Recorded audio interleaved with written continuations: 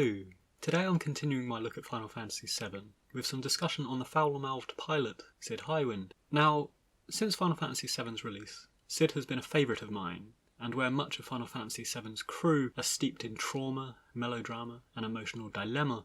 the character of Cid is in many ways a reprieve from that, and cuts through the dramatics with a no-nonsense, often comedic pragmatism that I always felt balanced the party and the overall emotive weight of the story. And I suppose one of the less talked about things is how well Final Fantasy VII did that,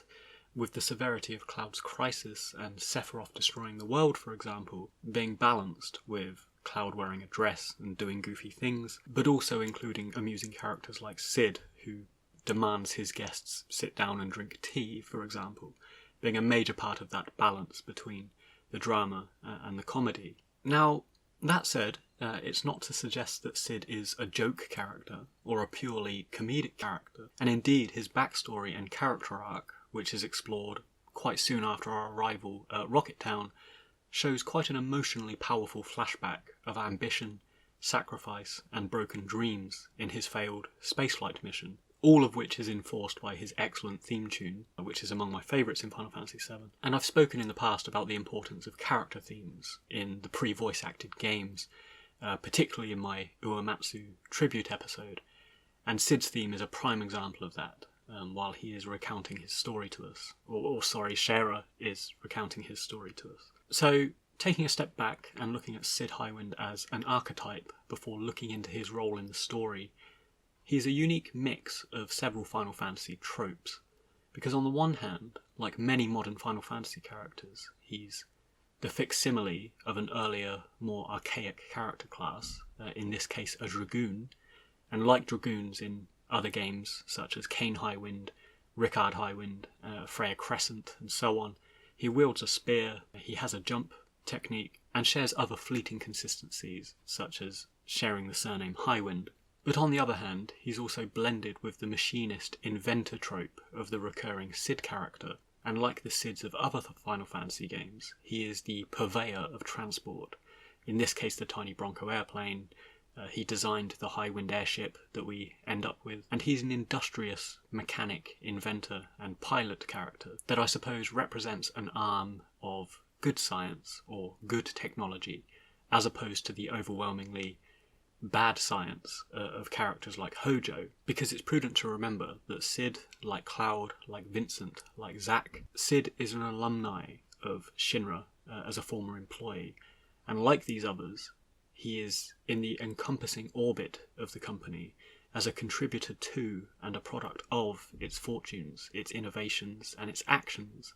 and I think Cid is one of the more subtly interesting elements of this, because he's not a violent or corrosive element of the company. He's not a militaristic soldier, or he's not one of the Turks, or a psychopathic scientist, but rather he is someone driven by a progressive, non-destructive passion. And much like the fleetingly seen Professor Gast, Cid is one of the few, perhaps, that uses Shinra to pursue their own passions, and perhaps even to help others, rather than to get a paycheck and feed the corporate machine, so to speak. Though I suppose it's not all that innocent if we look at real-world allegories, such as the space race between the US and Russia, where space travel, spaceflight went hand in hand with weapons technology development. So I suppose there is that angle as well. But moving on, contextually, I think Cid Highwind is a great character who contributes to the world building as much as to the immediate storyline. Now, taking a step forward into the story, when we encounter Cid at Rocket Town, he's eagerly awaiting the arrival of Rufus Shinra and his entourage in the hope that they are going to reinstate their long-abandoned space program that would have seen Cid sent into space, fulfilling his dream. But it transpires that Rufus simply wants to commandeer the tiny Bronco to make his way north, which understandably vexes the already vexatious Cid. And in a dramatic escape sequence and a brief boss battle with Palmer, of all people, Cid Highwind joins our party. And this entire segment, from our arrival in Rocket Town to our escape, is maybe about 20-30 minutes tops of gameplay, but it's fantastic at establishing the character of Cid, and a lot of information such as the flashback sequence, is included to concisely establish his backstory, his personality, and his identity, from which we can jump right back into the main story, knowing who Cid is, knowing what his goals and his grievances are. And I love that because I think it's hard sometimes to offer validity and an adequate raison d'etre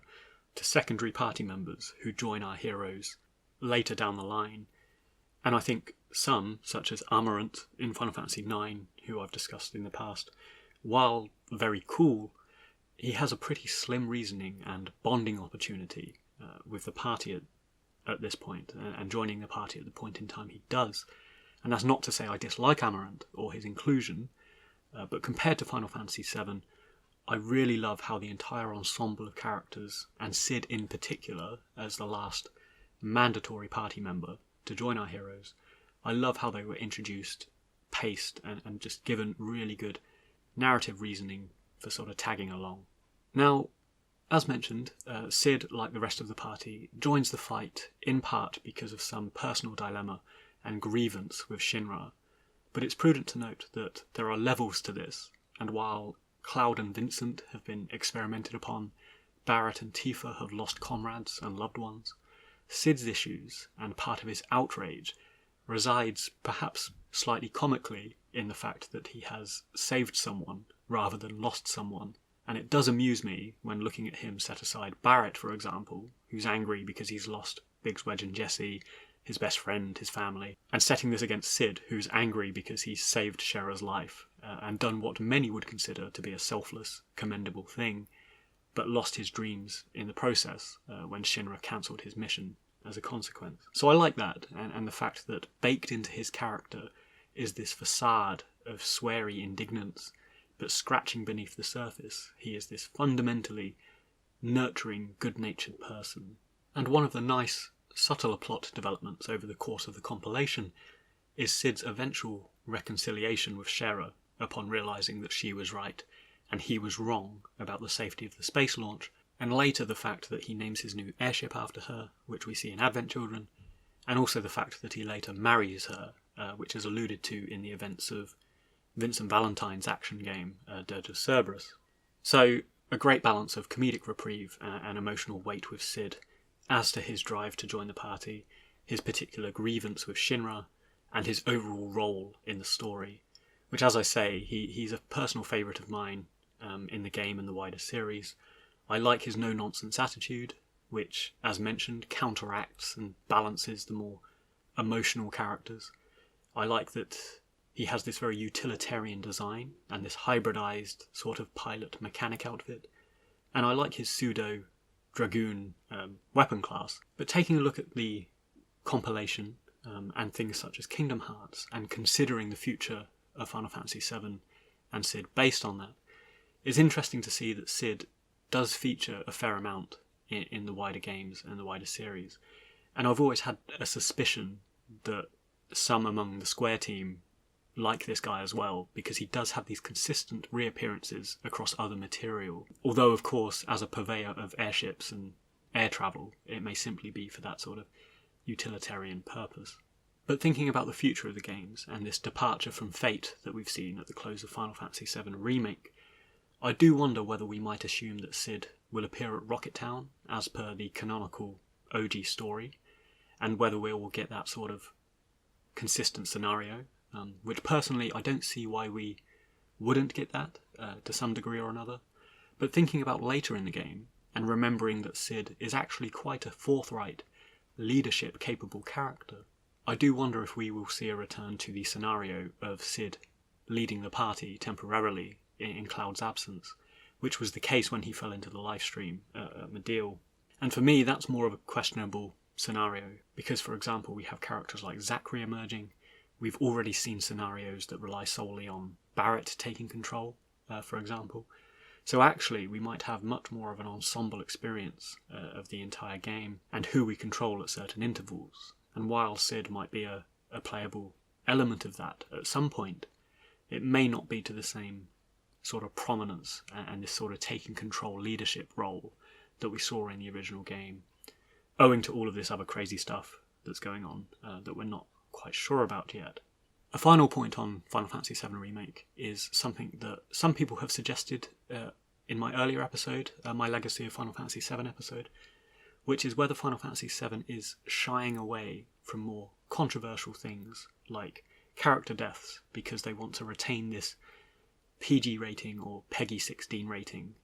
to sell more games and broaden the audience. And as to that, I'm not sure about the criteria of what makes games fall within those categories, but one thing I do wonder about is whether Cid will be depicted as smoking or not, because it's one of the key idiosyncrasies of his character, this chain-smoking gruff pilot. But conversely, compared to 30 years ago, you are hard-pushed to find smoking in movies, advertising, TV shows, and games anymore, because it's bad for you. And indeed, looking at Kingdom Hearts, which was of course aimed at a younger demographic as well, we saw Cid Highwind chewing on a length of straw or barley or something. So it will be interesting to see how they tackle that. And it's prudent to note that they have permitted swear words in the remake, but as for smoking, not sure whether that will be permitted for a prominent hero character to be seen with that particular habit. So that about wraps up my thoughts on Cid Highwind. If you got this far, thanks for listening, and please feel free to drop a comment below. Let me know your thoughts on Cid and the future trajectory of Final Fantasy VII, and if you haven't already, please consider